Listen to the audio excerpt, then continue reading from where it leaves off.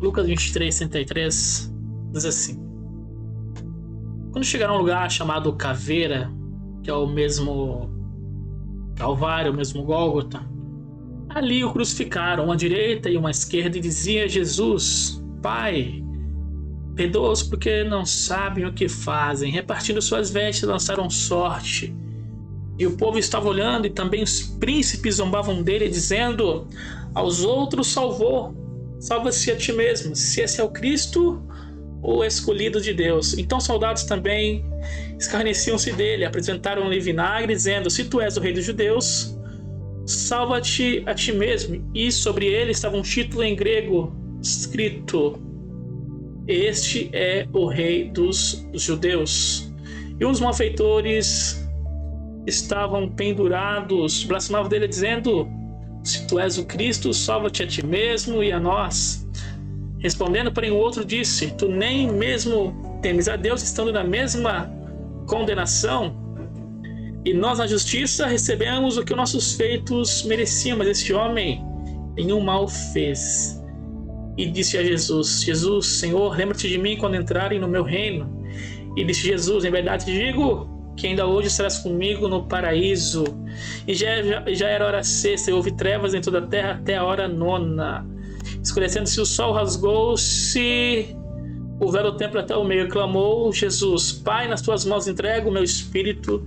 E havendo dito isso, inspirou. E o centurião, vendo o que acontecera, disse: agora vejo que esse homem era justo. E toda a multidão que se juntara a este espetáculo, vendo o que havia acontecido, voltava batendo nos peitos. Amém. Queridos, eu falei sobre Jesus no jardim na última ministração, na qual eu tive o privilégio de ministrar no canal da minha igreja, Batista Shalom. Quem assistiu viu sobre o que eu falei. Falei ali sobre Jesus suando sangue, Jesus sendo afrontado pelos homens que foram prendê-lo. E o que aconteceu depois que Jesus foi manietado no jardim? Depois que Judas entrou com a corte de soldados romanos, depois que eles recuaram e caíram lá por terra, Jesus é manietado. Manietado, irmãos, é você ter as mãos presas, ter suas mãos amarradas. Isso é ser manietado. Isso aconteceu com Jesus. E após ele ser manietado no jardim, Jesus vai ser conduzido na casa do sumo sacerdote que estava aposentado, que se chamava Anás.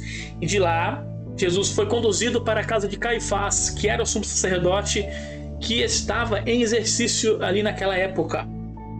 E da casa de Caifás, Jesus é julgado pelo Sinédrio. E o que era o Sinédrio? O Sinédrio nada mais é que um grupo com 70 homens de Israel, ditos como justos, e eram eles quem julgavam as causas religiosas do povo.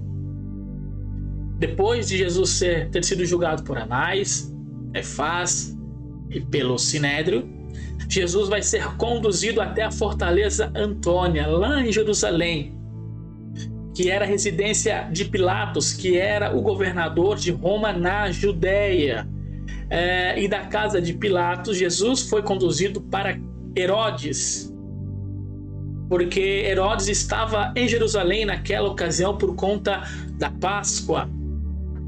E Jesus também é julgado por Herodes, então ele retorna para a casa de Pilatos para ser julgado pela sexta vez em menos de 5 horas. Ou seja, antes de ir para o Calvário, Jesus foi julgado 6 vezes. Anás era um sumo sacerdote aposentado. Anás não tinha mais direito político e religioso naquela época. Mas aí você pergunta, por que conduziram Jesus até a casa de Anás? Porque mesmo ele não tendo mais direito político, Anás tinha muita influência com o governo romano e era necessário ouvir a opinião de Anás.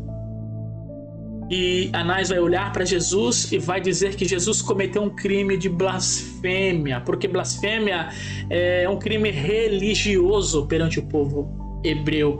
E na casa de Caifás, que era o sumo sacerdote propriamente dito em exercício, Caifás também vai condenar Jesus pelo crime de blasfêmia. E o Sinédrio, os 70 homens, também vão condenar Jesus pelo crime de blasfêmia. Vão dizer que Jesus havia blasfemado por dizer que ele destruiria o templo e reergueria o templo de novo ali em 3 dias. Eles não sabiam que Jesus estava falando do seu próprio corpo. E eles julgaram isso como se fosse literal, fosse o templo de Jerusalém, e vão condenar Jesus também por crime de insurreição, de rebeldia diante de Pilatos. Isso eu vou falar um pouco mais adiante, mas o que é interessante aqui é que aquele julgamento, esses julgamentos religiosos, esses 3 julgamentos que Jesus passou, eles estavam completamente equivocados. A sua maneira jurídica, dizendo agora aqui como um acadêmico de direito, o processo legal de Cristo, vamos dizer assim, Jesus não pôde exercer sua ampla defesa de forma alguma, e o juiz de causa também. Enfim, vamos entender isso agora, porque quem era o Sinédrio? Você vai se lembrar bem de Êxodo 18, quando Moisés está julgando o povo no deserto, e o sogro de Moisés vai até Moisés, Jetro vai até Moisés, com a família de Moisés, com Zípora, Gerson e Eliezer, e o sogro de Moisés vê ele julgando a causa de milhões de pessoas, milhares, e ele fala: olha, você vai morrer julgando isso, cara. Sabe, divide a carga, separa aí 70 homens dentro de Israel para que eles possam te ajudar a julgar a causa do povo. Ou seja, desde a época de Moisés, lá atrás, geração após geração, levantavam-se 70 homens para julgar a causa do povo. E se desse empate 35-35 em determinado julgamento? Nesta situação, o sumo sacerdote dava o voto de Minerva, desempatava, Só que o Sinédrio tinha um detalhe: eles tinham um regimento, e um dos termos deste regimento é que eles jamais poderiam julgar uma causa durante a noite. E eles se juntaram durante a madrugada para julgar Jesus. Outra coisa, desde Levítico, Deus sempre deixou bem claro que o sacerdócio em Israel era hereditário, passava-se de pai para filho. Só que Anás, o sumo sacerdote aposentado, ele não tinha filhos, ele só tinha filhas, E um dos seus genros, Caifás, ele consagrou a sumo sacerdote, ou seja, Caifás, ele não era um sacerdote legítimo. E o Sinédrio estava julgando Jesus de madrugada. E Anás já não exercia mais as funções administrativas de um sacerdote. Ou seja, os 3 julgamentos estão todos errados. Está tudo errado. Fizeram 3 julgamentos com Jesus: Anás, Caifás e o Sinédrio. E esses julgamentos, eles eram religiosos, e nos julgamentos equivocados religiosos, condenaram Jesus por crime de blasfêmia.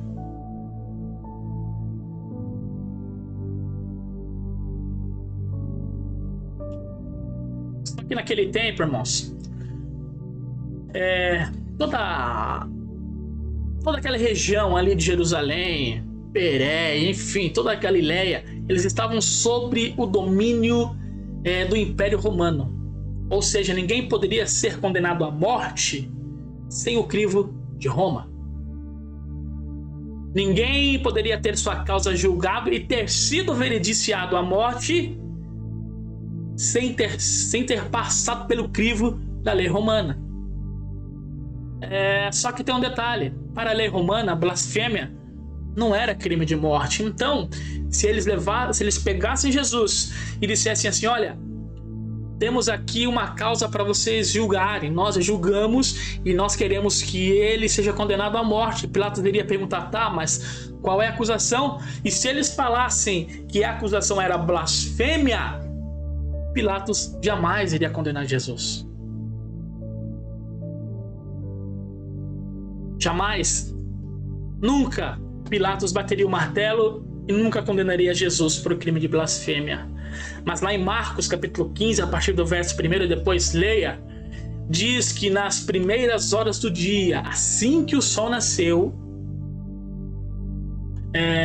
levaram Jesus até a casa de Pilatos, a fortaleza Antônia, onde Jesus foi levado e onde Pilatos residia. E acordaram Pilatos e disseram: olha, esse homem cometeu um crime e ele merece a morte. Então Pilatos pergunta qual é o crime que esse homem cometeu, e eles não poderiam dizer que Jesus havia blasfemado, até porque era uma mentira. E outra, não seria motivo para Roma condenar Jesus à morte, né? Então inventaram outra calúnia, outra mentira. Disseram que Jesus estava se declarando rei. E quando Pilatos perguntou por que eu devo julgar esse homem, condená-lo, disseram: olha, porque ele vem se declarando rei no lugar de César. E nós só temos um rei, que é César. Crime de insurreição, crime de rebeldia, de rebelião, era condenável à morte no Império Romano. Ou seja, Pilatos vai olhar para Jesus e vai ver imediatamente que aquilo tudo era uma conspiração. Pilatos percebe que aquele homem não tinha culpa alguma, não tinha... nada se encaixava naquilo que estavam acusando. Então Pilatos ele vai questionar Jesus. Pilatos vai olhar para Jesus e perguntar: olha, é verdade o que estão dizendo sobre você? O Senhor está se declarando rei no lugar de César? E Cristo, com uma voz mansa, mas porém com uma autoridade tremenda, vai olhar bem para os olhos de Pilatos e vai dizer assim: eu sou rei, mas meu reino não é daqui não. Em outras palavras, Jesus estava dizendo assim: Pilatos, fica tranquilo, eu não sou uma ameaça política para Roma. Sabe por quê? Jesus não veio fazer nenhuma revolução política. Jesus veio fazer uma revolução na alma, uma revolução espiritual. Pilatos então vai dizer: olha, eu quero mais detalhes, eu quero entender melhor, né, acerca do que está acontecendo, acerca desse homem. Aí alguém vai dizer assim: olha, Pilatos, esse homem está vindo desde lá da Galileia até aqui na Judéia, causando um alvoroço e tudo. E isto foi tudo que Pilatos queria ouvir. Era tudo que Pilatos desejava ouvir. Logicamente, Pilatos percebeu que tudo aquilo ali era uma conspiração. Ele entendeu na hora: isso aqui é um B.O. E ele pensou: tenho que me livrar disso. Até porque a mulher de Pilatos, que a história paralela vai dar o nome para essa mulher de Cláudia, né? Ela chama Pilatos e diz assim: olha, eu sonhei com esse homem a noite toda, cuidado com o que você vai fazer com ele. Então, a ideia de Pilatos não era somente evitar um problema social, mas era evitar também um problema dentro de casa. Porque mulher, quando fala, meu irmão, parece que mulher tem um sexto sentido. Se a tua mulher disser: cuidado com fulano, abre o olho, a casa vai cair, meu irmão. A casa vai cair, porque a mulher tem um sexto sentido. Parece que tem, cara. E a mulher de Pilatos fala: cuidado com o que você vai fazer com esse homem. Então Pilatos disse: eu preciso me livrar desse problema. Bom, esse homem vem da Galileia. Era tudo que que Pilatos queria ouvir, porque Roma espalhou seus governadores por toda a Galileia, por toda a Judéia, por toda Jerusalém, por todo Israel. E Pilatos era governador, representante de Roma em Jerusalém, mas Herodes era o governador, representante de Roma na Galileia. E como Jesus foi criado na Galileia, quem deveria julgar a causa dele era o governador da cidade onde ele morava, de onde ele vinha. E como era Páscoa, aquela sexta-feira celebrava-se a Páscoa, Herodes tinha vindo da Galileia e estava celebrando a Páscoa na Judéia, em uma casa bem próxima ali da fortaleza Antônia. Então Pilatos manda levar Jesus para ser julgado por Herodes. Então eles conduziram Jesus até Herodes. E vale lembrar que esse mesmo Herodes que vai julgar Jesus é o mesmo Herodes que mandou matar João Batista, Herodes Antipas. Quando eles chegam com Jesus na casa de Herodes, Herodes estava embriagado, havia se embriagado durante toda a noite com seus servos.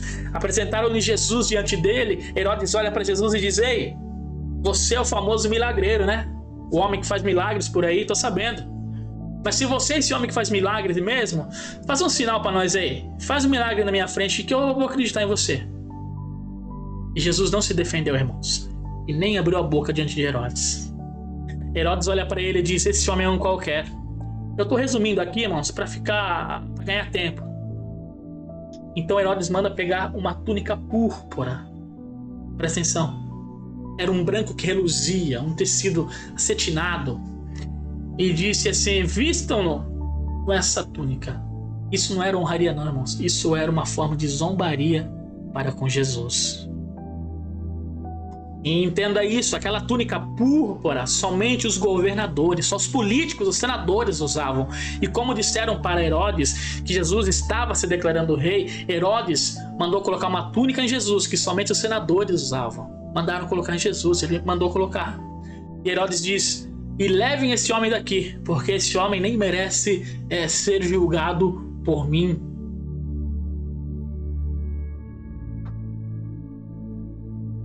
Então eles vão tirar Jesus da casa de Herodes e vão trazer Jesus novamente para a casa de Pilatos, para que Pilatos conclua ou julgue a Jesus. Mas, queridos, algo que me chamou muito a atenção aqui, algo que me toca bastante nessa passagem toda de Pilatos, Herodes, Jesus, seu julgamento, é que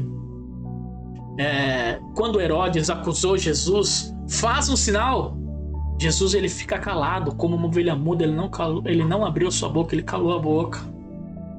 E todos nós aqui sabemos que pela voz do nosso Cristo, céus e terras se formaram.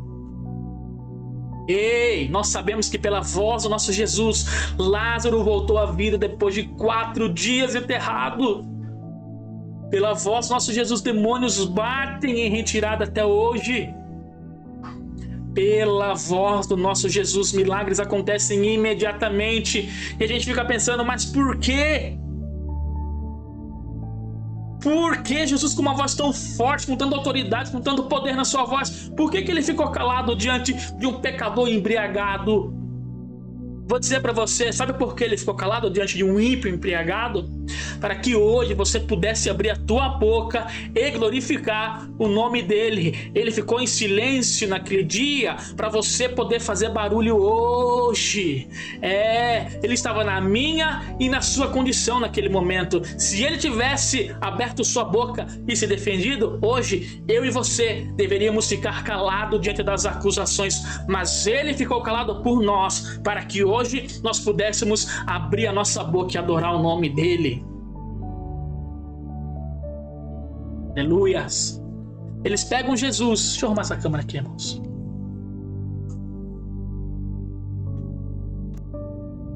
Eles pegam Jesus, levam de volta para Pilatos. Pilatos, quando vê Jesus chegando, ele pensa: puxa, o problema voltou para mim.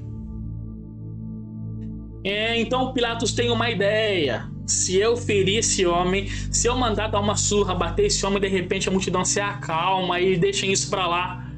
Então Pilatos manda conduzir Jesus para dentro da fortaleza e Jesus sai do átrio, vai para dentro da fortaleza Antônia. Os soldados romanos então vão despir Jesus, vão arrancar a sua túnica e vão começar a desferir açoites em Jesus. Eles têm na mão um instrumento de tortura muito comum no Império Romano, conhecido como azorrague. Era um chicote com tranças de couro. Nas pontas dessas tranças tinham pedaços de ossos e de ferros retorcidos. E eles desferiam golpes em uma quarentena de açoites, eram 40 golpes. Eles amarraram Jesus num tronco com os lombos expostos. Inclusive naquele filme do Mel Gibson é muito bem representado com o que fizeram com Jesus. Foi mais ou menos aquilo mesmo. Naquela veracidade, e eles vão diferir golpes nos lombos de Jesus, e ele apanhou e como uma ovelha muda não abriu a boca, com suas mãos manietadas ele apanhou e sofreu calado. Agora pensa comigo, aquelas mãos ali que estão presas, que estão amarradas, aquelas mãos que estão no tronco ali amarradas, é a mesma mão que multiplicou pães e peixes. Aquelas mãos que estão presas naquele tronco apanhando são as mesmas mãos que restauraram visões de cegos, que restauraram a audição de surdos. Aquelas mãos são as mesmas que tocaram na filha de Jairo e ela ressuscitou imediatamente. Aí alguém pergunta: mas Rubens, se a mão de Cristo tem tanto poder, por que ele não arrebentou aquilo tudo, estourou tudo? Por que ele não se livrou daquele açoite? Por que ele ficou com as mãos presas? Sabe por que ele ficou com a mão presa naquele dia? Sabe por que ele se deixou manietá-lo? Presta atenção, porque ele se fez preso para que hoje você estivesse livre, nós estivéssemos livres. Ele ficou com a mão dele presa para que hoje você pudesse erguer a sua mão e glorificar o nome dele. Se ele tivesse arrebentado aquelas cadeias, hoje você ainda estava preso nas grilhões do pecado, mas ele se fez preso para que você fosse livre.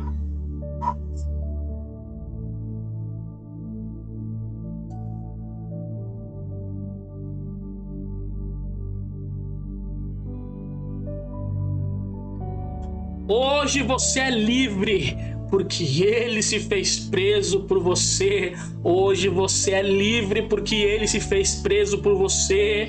É por isso que Satanás quer parar a sua adoração. Por isso que ele usa tudo o que ele pode para impedir você de adorar.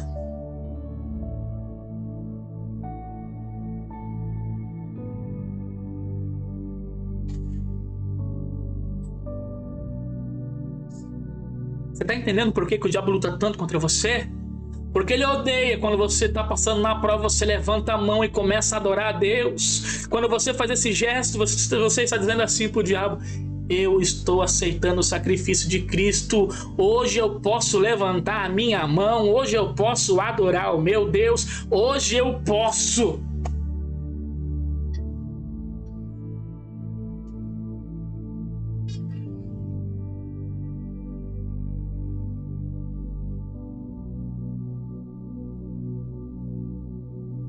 Tá entendendo essa palavra, meu querido? Tá entendendo? Glorifica na sua casa aí, adore o nome dele.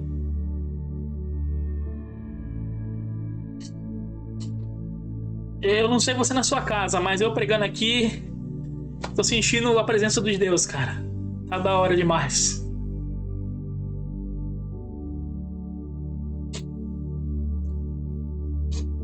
Ó, soldados estão batendo em Cristo. Ele está apanhando. De repente alguém olha e diz assim: olha, vamos humilhar ele, vamos zombar. A ordem de Pilatos era somente para bater, para açoite, mas alguns soldados decidem zombar, humilhar.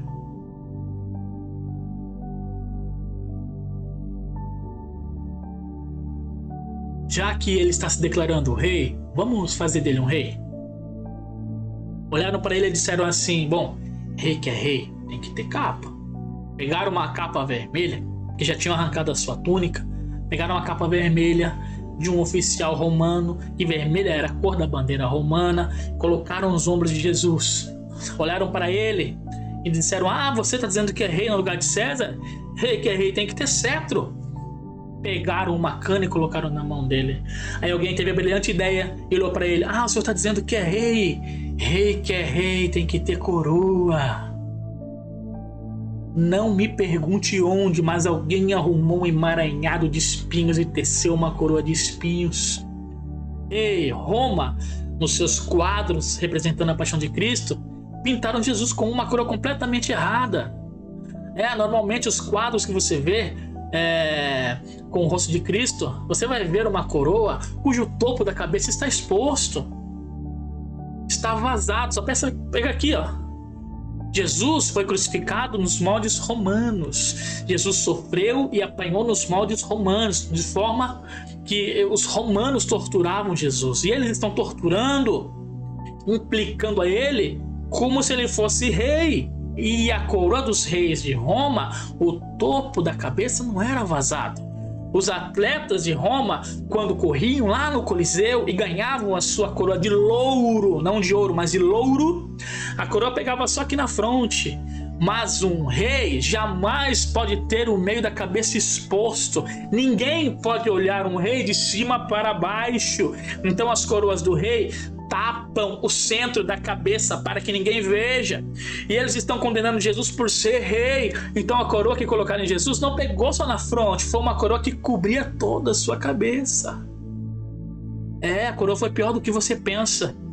Ninguém mediu a circunferência da cabeça dele. Fizeram uma coroa de qualquer jeito para zombar. E quando foram colocar na cabeça dele, a Bíblia diz que não entrou. Aí alguém teve a brilhante ideia de pegar a cana que estava na mão dele e bater com toda a força. E quando eles bateram, aqueles dezenas de espinhos entraram, perfuraram o couro cabeludo e o sangue jorrou, a dor aumentou, mas ele não abriu a sua boca.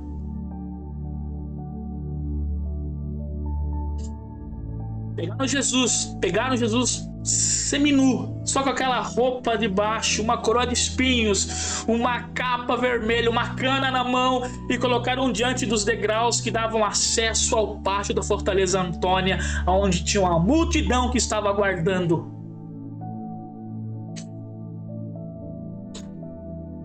Então Pilatos apresenta Jesus completamente desfigurado, e ali cumpriu-se a palavra de Isaías 53. Quem olhava para ele não via aparecer nem formosura. E Jesus ali, todo ensanguentado, Pilatos pergunta: tá bom o que eu fiz com ele? Mas a multidão ensandecida, todos dominados pelo ódio, dizem: não, nós queremos mais. Pilatos: não tá bom esse castigo? O que vocês querem que eu faça com ele? Então a multidão diz: crucifica. Crucifica!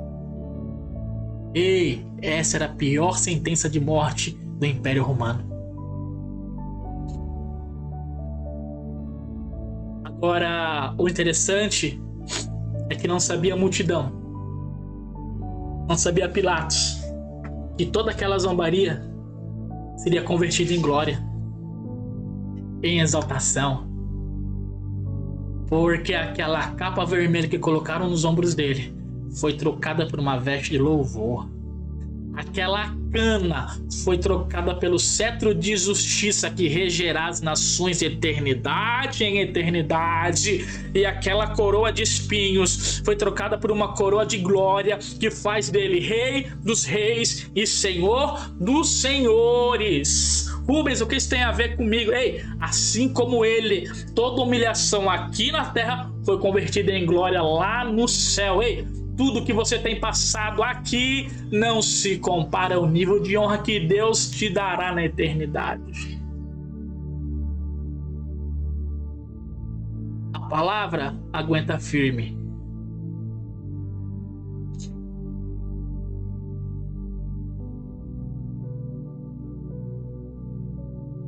Aleluias. Irmãos, e diante da situação toda, diante de tudo isso, de tudo que está acontecendo, Pilatos não acredita no que está acontecendo. Ele olha aquilo e não, estão pedindo ainda a morte desse homem, e de uma maneira cruel, de uma maneira desumana. E como vocês bem sabem, era época de Páscoa. E na Páscoa, Pilatos diz: olha, eu posso dar uma carta de alforria para alguém aqui. É Páscoa, libertação. Era um costume que eles tinham toda Páscoa, libertar um preso judeu, né? Aí Pilatos diz assim: eu tenho um preso aqui, eu vou dar opções a vocês. E a última cartada de Pilatos: eu tenho um preso aqui. E Pilatos imaginava que ninguém iria preferir um homem daquele na rua. Um homicida rebelde por excelência. Pilatos manda buscar do cárcere Barrabás. A história paralela vai dizer que o nome de Jesus, que o nome de Barrabás era Jesus Barrabás. A história paralela diz isso, alguns historiadores dizem isso. Jesus Barrabás, mas a Bíblia diz Barrabás. Pilatos ali quis fazer um jogo. Então Pilatos coloca Barrabás e Jesus, um do lado do outro, e pergunta: quem vocês querem que eu solte? Né? Jesus, o Cristo ou Barrabás? Ou seja, eles estão dizendo: se vocês querem que um Jesus morra, escolha qual. Mas eu vou dar sangue para vocês, eu vou matar um Jesus. E Pilatos jamais acreditou que o povo iria preferir Barrabás solto e a morte de Cristo. E aquela multidão incitada pelos religiosos começam a gritar, inflamar: solte Barrabás, solte Barrabás, solte Barrabás e mata Jesus, crucifica Jesus, solte Barrabás. E Pilatos tem uma atitude que eu acho que é interessante, pouco explorado, mas no tempo que eu estou estudando a crucificação de Jesus, eu entendi isso e eu achei uma coisa fenomenal. Pilatos vai pedir uma bacia com água e uma toalha e diz assim: eu vou lavar minhas mãos. Mas sabe o que é interessante isso? Isso me chamou a atenção. O ato, né? O ato de Pilatos lavar as mãos. Por que ele lavou as mãos? Hoje, nos tribunais, eu como acadêmico de direito posso falar isso por conhecimento. Existe um princípio de você não prestar falso testemunho. Você tem que ser fiel no que você está dizendo ao juiz, dizendo à corte. Inclusive, alguns tribunais americanos até hoje, né, tem aquele juramento da Bíblia, sabe? Para atestar a veracidade do seu testemunho, das suas palavras. É como: pega a Bíblia, põe a mão, promete dizer a verdade. Você viu aquele filme americano? Os tribunais americanos ainda funcionam assim. E naquele tempo não tinha Bíblia. Mas a água era tido como algo muito santo. A água era usado em rituais de purificação. Então, quando alguém estava sendo acusado de alguma coisa e não tinha testemunha, ele queria dizer que ele estava dizendo a verdade, o juiz dizia: tem coragem de lavar suas mãos?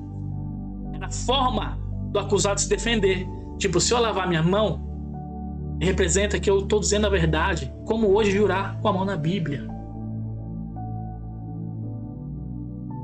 Tá entendendo? Tá entendendo isso, irmãos? O acusado lavava as mãos como que estivesse dizendo: olha, eu estou dizendo a verdade, eu sou inocente. Pela lógica, no julgamento de Jesus, quem está sendo acusado é quem? Cristo. Pilatos é o quê? Pilatos é o juiz, é o acusador. Então, quem devia lavar as mãos não era Pilatos, era Cristo. Porque em um processo nós temos três partes: a parte que acusa, a parte que se defende e a parte que representa o Estado, que é a parte que não tem lado, que não tem interesse, que é o juiz. E nesse caso, quem lava a mão é o juiz. Entenda, a inocência de Jesus foi tão grande, a inocência de Cristo foi tão grande, que o juiz da causa se sentiu envergonhado.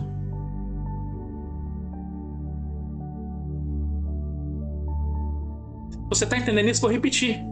A inocência de Cristo era tão grande que Pilatos se sentiu acusado, se sentiu mal e disse: bom, deixa eu lavar minha mão, eu vou lavar minhas mãos.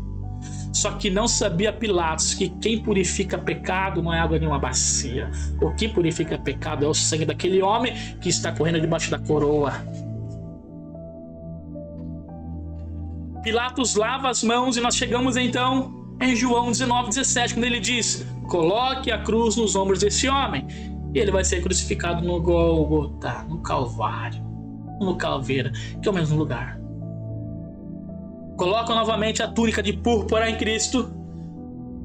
Colocam uma cruz nos seus ombros. Alguns vão dizer que Jesus não carregou toda a cruz, apenas o patíbulo. Patíbulo é aquela parte de cima da cruz, chama-se patíbulo, a parte horizontal da cruz.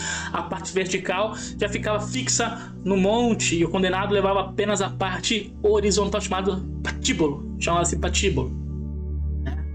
Não sei se levou só a parte horizontal, se levou toda a cruz. Fato é que ele carregou um lengue nos seus ombros. Você tem que lembrar também que Jesus está desde a madrugada apanhando, A última refeição que ele fez foi ao entardecer com os discípulos no cenáculo na última ceia. Então ele coloca a cruz nos seus ombros e parte em direção ao monte chamado Caveira, ao Gólgota. O Gólgota fica do lado de fora de Jerusalém. Por quê? Jesus tem que carregar a cruz pelas vielas de Jerusalém até o lado de fora da cidade, porque está lá em Deuteronômio: se alguém fosse crucificado na cidade, toda a cidade era amaldiçoada, porque quem era pendurado no madeiro era maldito. E então tinha que ir para o lado de fora para ser crucificado. Ele tinha que ser excluído da sociedade para ainda ser martirizado. O interessante é que ele está se excluindo, saindo da cidade, para que eu e você fôssemos incluídos na história. Jesus está se excluindo da Jerusalém da terra para que eu e você fôssemos incluídos na Jerusalém do céu. Aleluias! Jesus sai carregando a cruz nos seus ombros, cansado, debilitado. Em Marcos 15, verso 21, Lucas 23, a partir do verso número 26, Mateus também vai falar sobre isso. Diz que a certa altura do caminho, por alguma razão que o texto não deixa claro, eles constrangem um homem chamado Simão, o Cirineu, a ajudar Jesus a carregar a cruz. E eu disse isso aqui na última pregação: a cruz não era a obra da salvação, mas a cruz representava a obra da salvação. Quando Jesus abriu mão da glória dele na eternidade, Paulo vai nos dizer isso. Quando Jesus abriu mão de toda a glória, para vir aqui morrer, ele já sabia da cruz. Então a cruz representa o propósito pelo qual ele veio. A cruz é o símbolo do cristianismo porque representa, não é obra de salvação. A cruz sem Jesus não é nada.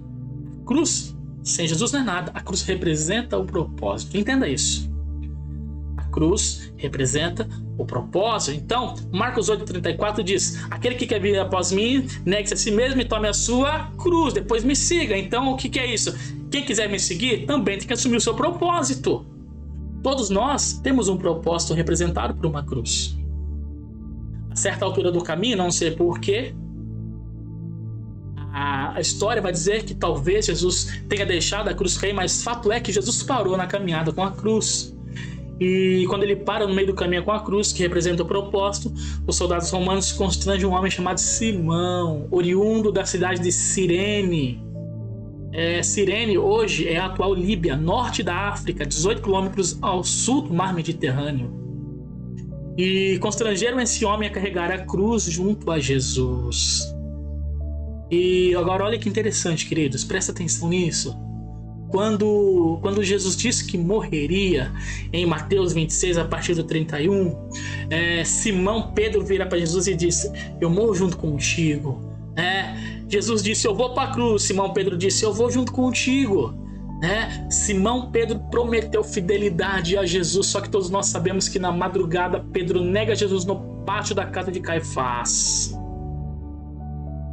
E quando Jesus está levando a cruz em direção ao Calvário, que ele para, quem era para estar ali para ajudar Jesus não era Simão Cirineu, deveria ser Simão Pedro. Por quê? Porque Simão Cirineu não prometeu nada, mas quem prometeu foi Simão Pedro.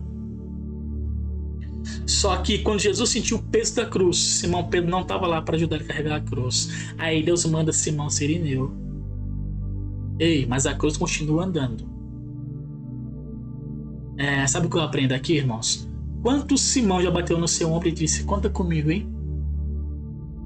Quantos e quantos Simão já bateu no seu ombro e disse: eu vou contigo até o fim, viu? É nós, estamos juntos. Mas quando a cruz pesou nos seus ombros, Simão não estava lá, Aquele que prometeu te ajudar não estava lá. Mas pega essa palavra para você, para cada Simão que promete e não cumpre. Deus manda outro Simão no lugar, mas a cruz não vai ficar parada.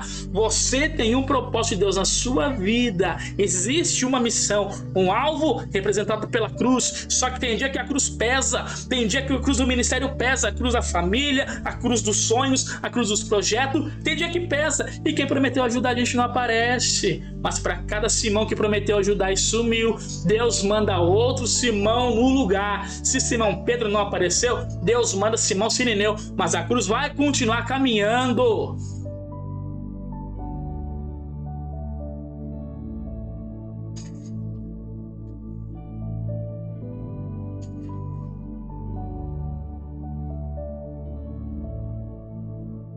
Glorifica a Deus aí, irmão. Tá entendendo essa palavra aí? Deus está falando com você? Tá vendo o que Cristo passou?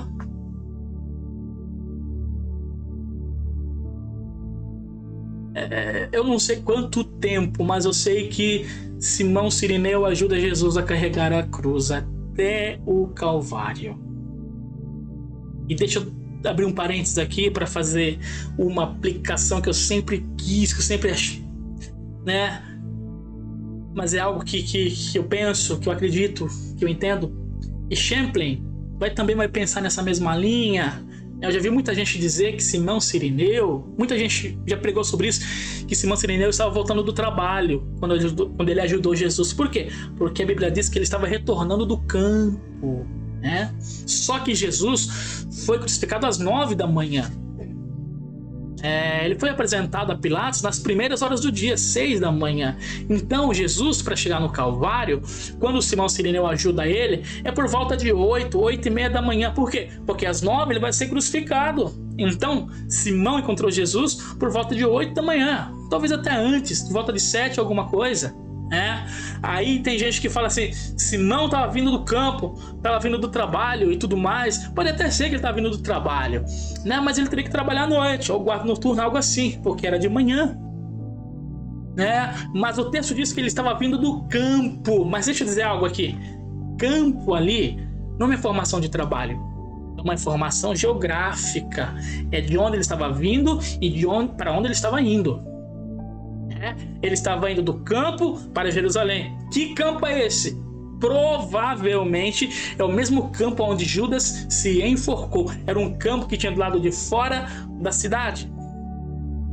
Agora, o que um homem vindo de Cirene, norte da África, ia estar fazendo em Jerusalém 8 horas da manhã de uma sexta-feira de Páscoa? O que aquele homem estava fazendo lá? Eu fiquei pensando nisso. O que ele estava fazendo lá? Aquele homem era negro, a etnia dele era de Cirene. O que aquele homem estava fazendo em Jerusalém 8 da manhã no dia da Páscoa, numa festa judaica? Aí nós podemos fazer um paralelo lá para o apedrejamento de Estevão. Atos capítulo 6 e 7 diz que no apedrejamento de Estevão haviam homens da sinagoga de Cirene, ou seja, da terra de Simão, tinha judeu convertido. E o que ele está fazendo em Jerusalém na Páscoa 8 da manhã? O que eu creio, ele estava indo participar do culto da Páscoa, porque ele era judeu convertido e saiu lá de Cirene para sacrificar na Páscoa em Jerusalém naquele ano. Jesus está saindo de Jerusalém para o Gólgota. Simão está saindo do campo e entrando em Jerusalém. E eles se encontraram no meio do caminho. E como é que funcionava o culto na Páscoa? Eu vou explicar, você já sabe, mas eu vou relembrar você. Vou te relembrar. Às 9 da manhã, às 9, na terceira hora do dia, o sumo sacerdote matava o cordeiro no átrio do altar, no altar do holocausto. Ele sacrificava o cordeiro e o povo, os homens, na verdade, se reuniam no átrio, em volta ali no átrio, e quando o sacerdote sacrificava o cordeiro, ele derramava o sangue no altar, de posse de uma esponja chamada ensopa, né? Aquela mesmo que foi usado para passar o sangue no umbral da porta, você sabe disso, mesmo material. no Êxodo, ele pegava esse sopo, embebedava no sangue do cordeiro e espargia o sangue do cordeiro em cima dos homens. Todos os homens eles iam de vestes brancas e ficavam ali em volta do altar. E o sacerdote, às 9 da manhã, matava o cordeiro da Páscoa, espargia o sangue em cima dos homens, e quem voltava para casa com a gota do sangue do cordeiro na roupa voltava todo alegre. É por isso que chegava-se mais cedo, para ficar em volta do altar. E na revelação do Apocalipse, entenda, João, evangelista, ele vai ver uma multidão subindo de vestes brancas salpicadas de sangue. Ele pergunta para o anjo: quem são esses que estão subindo com as vestes salpicadas de sangue? E o anjo vai dizer: esses são os bem-aventurados que lavaram as suas vestiduras no sangue do cordeiro. Deus está dando uma revelação para João, usando uma linguagem que ele entende. João, ele é hebreu. Então Jesus está dizendo: olha, do mesmo jeito que o sangue do cordeiro da Páscoa purificava os judeus, o sangue de Jesus purificou a minha igreja. Então, irmãos, provavelmente Simão estava com a roupa dele branquinha, indo para o culto, para que, quem sabe, uma gota do sangue lá do cordeiro do templo do sacerdote pingasse nele. Sabe por que ele está indo às 8? Porque quanto mais cedo ele chegar, mais perto do altar ele fica. E se ficar mais perto do altar, mais sangue recebe. E Simão está indo com a roupa dele branquinha para o culto. Branquinha, lindo. E quando Simão está entrando em Jerusalém, o soldado romano olha para ele e diz: ei, vem cá, ajuda esse homem aqui a carregar a cruz. E ele olha para Jesus. Jesus está com uma placa pendurada no peito, aquela placa, sabe, pregada no alto da cruz. Quem era condenado tinha que levar a condenação no peito. Quem era assassino, quem era ladrão, levava uma placa, porque está escrito assim: morto porque é ladrão, morto porque é assassino, morto porque é rebelde, morto porque é estrupador. Enfim, como Jesus não tinha nenhuma dessas condenações, Pilatos mandou escrever em grego, romano e hebraico. Ele é rei dos judeus. Grego, latim e hebraico. Ele é rei dos judeus. Jesus está caminhando com uma plaquinha pendurada. Em grego, latim e aramaico. Não é romano, não. Grego, latim e aramaico. Falei errado. O soldado romano que pendurou a plaquinha escrita em grego, latim e aramaico. Rei dos judeus. Agora imagina você, Simão Sirineu: meu Deus, eu tô indo pro culto, cara. Eu vou me atrasar, eu tô com a roupa branca. O soldado fala: carrega, pega aí. Então Simão vai pegar a cruz de Jesus, carregar Jesus, erguer Jesus. Agora imagina você, irmão, Simão com a roupinha branquinha dele, lindo, bonito, cheiroso, pegando Jesus, todo ensanguentado nos ombros. E Simão pensando assim: puxa vida, esses caras acabaram com o meu culto. Eu devia chegar com a roupa branca para receber sangue do cordeiro. Deus do céu pode ter olhado para ele e falar assim: não, Simão, não acabou com o seu culto não, meu filho. Agora que o seu culto começou. Agora que ele está começando. Aleluias. Simão, o sangue do cordeiro que você ganha no templo, todo ano tem que voltar para receber esse, irmão. Agora o sangue desse homem, uma vez que você tem contato com ele, a sua vida muda imediatamente. Quem sabe tem gente que tá vendo esse vídeo aqui igual Simão: eu quero só uma gota. Deus tá falando: não, você não vai ter só uma gota não. Você vai ser lavado, remido e banhado no sangue de Jesus. Glorifique o nome dele na sua casa.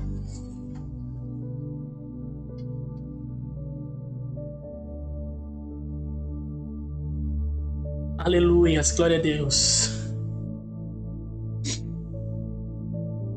Aleluias. Aleluias. Glória a Deus.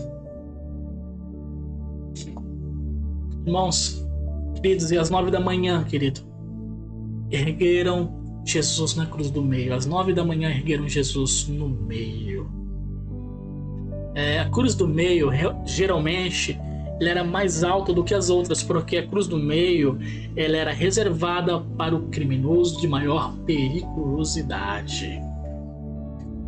Você leu comigo o Evangelho de Lucas, pregaram Jesus na cruz do meio, à direita um malfeitor, na esquerda outro. Às 9 da manhã, quando Jesus foi pregado na cruz do meio, cumpriu-se a profecia de Isaías 53:12. Na sua morte, ele seria contado entre os malfeitores. Jesus está crucificado na cruz do meio. Olha que interessante, Jesus foi crucificado na 3ª hora do dia, às 9 da manhã, exatamente o mesmo horário que o sumo sacerdote matava o cordeiro no átrio. Então, enquanto tem um cordeiro sendo sacrificado no átrio do templo, tem um cordeiro sendo sacrificado no alto do Calvário. Aconteceram 2 cultos simultâneos em Jerusalém aquele ano. Aconteceu um culto no átrio e um culto no Calvário. 2 cultos no mesmo ano, 2 Páscoas no mesmo ano. Uma no templo e um no Calvário. Só que as atenções de Deus naquele dia estavam todos para um culto.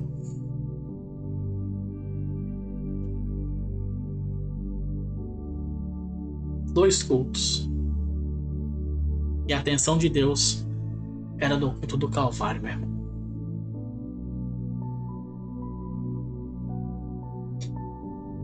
Quando Jesus foi crucificado, no meio dos ladrões, em Lucas 23:33, no verso 34, diz que mesmo Jesus crucificado, ele olha para quem está fazendo aquilo e faz uma oração a Deus. Eu vou encerrar. Ele fala assim: Pai, perdoa-lhes, porque eles não sabem o que estão fazendo.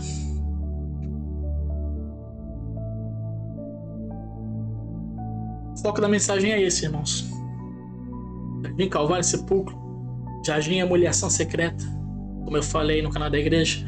Jardim, você sofre e pouca gente vê ou ninguém vê. Mas no Calvário é quando você sofre e todo mundo vê. É quando os vizinhos ficam sabendo da luta. É quando a família fica sabendo da luta que está passando. É quando os colegas de trabalho sabem da luta que você está atravessando. É quando não tem jeito de esconder a humilhação e a vergonha. Só que Jesus, nesse momento de humilhação e exposição pública e vergonha, ele ora ao Pai e diz: Pai, perdoa-lhes, eles não sabem o que estão fazendo. Aqui está o segredo de triunfar no Calvário. Sabe qual é? Eu encerro aqui. Saber liberar perdão, irmãos. O segredo, saber liberar o perdão. Sabe? É você entender que o momento que você está passando, você não está ali porque Pilatos condenou, não está ali porque o soldado te pregou, você está ali porque existe um propósito. E a nossa luta não é contra a carne e nem contra o sangue, Efésios 6. A nossa luta é contra principados e potestades que habitam as regiões celestiais. Então, o segredo para triunfar na cruz é: libere perdão. Amém, querido? Quem sabe nesse momento de maior humilhação e vergonha que você tem passado, Deus está permitindo porque você precisa liberar perdão para algumas pessoas ou para alguém. Está entendendo isso, irmão? Está entendendo essa palavra? Está entendendo? O segredo do Calvário, muitas das vezes, libere o perdão.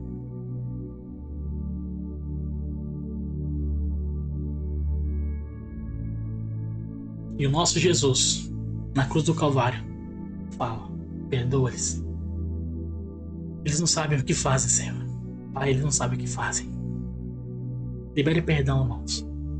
Comece aí na sua casa a praticar perdão. Comece na sua casa aí a praticar a liberação do perdão. Deus abençoe sua vida. Espero que essa palavra tenha falado com você. Se você gostou, compartilha, manda para alguém, enfim, curta aí, tá bom, queridão? Deus abençoe, fica na paz e lembre, libere perdão.